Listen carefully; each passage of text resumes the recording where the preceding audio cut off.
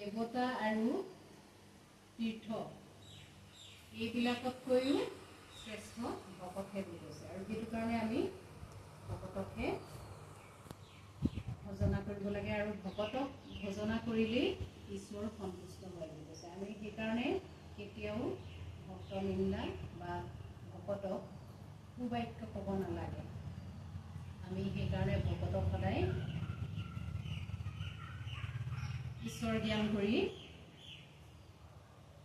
শ্ৰদ্ধা ভক্তি কৰিব।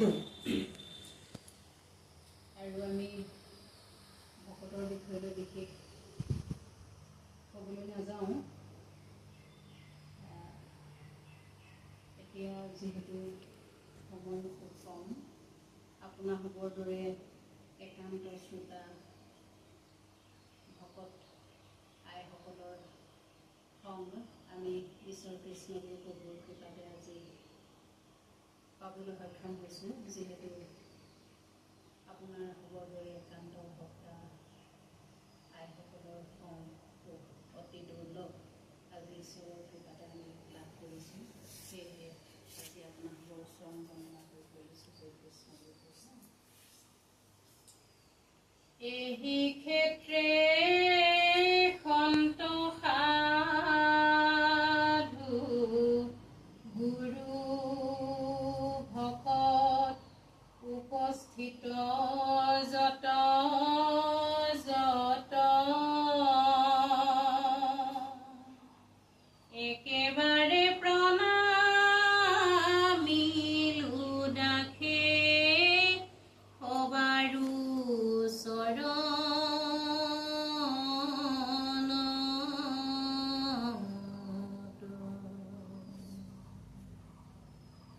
কিনো ভাগ্য চৰণ দেখিলো তোমাৰ জনম সাফল ভৈল আজি হিয়া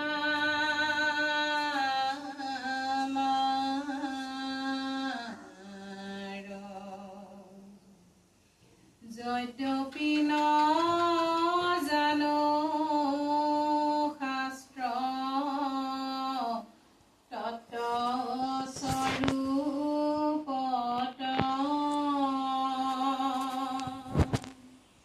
তথাপি বৰ্ণাইবো কৃষ্ণ দেৱৰ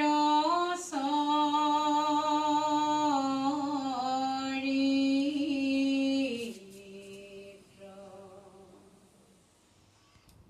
হে কৃষ্ণ গুৰু প্ৰভু সেৱক পালক,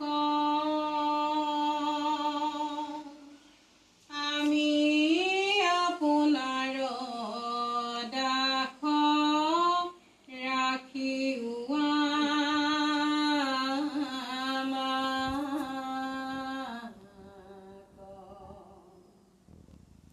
ভৱ উদ্ধাৰৰ হেতু লৈলো শৰণ, সৰ্ব পাপ বিনাশন তোমাৰ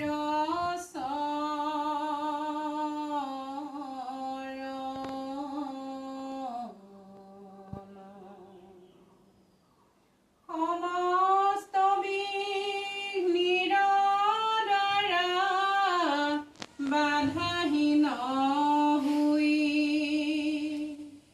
পূৰ্ণ হওক মনোবাঞ্ছা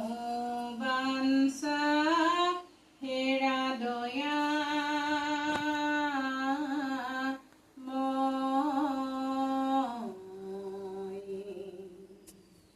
সমস্ত বিঘ্নিৰ দ্বাৰা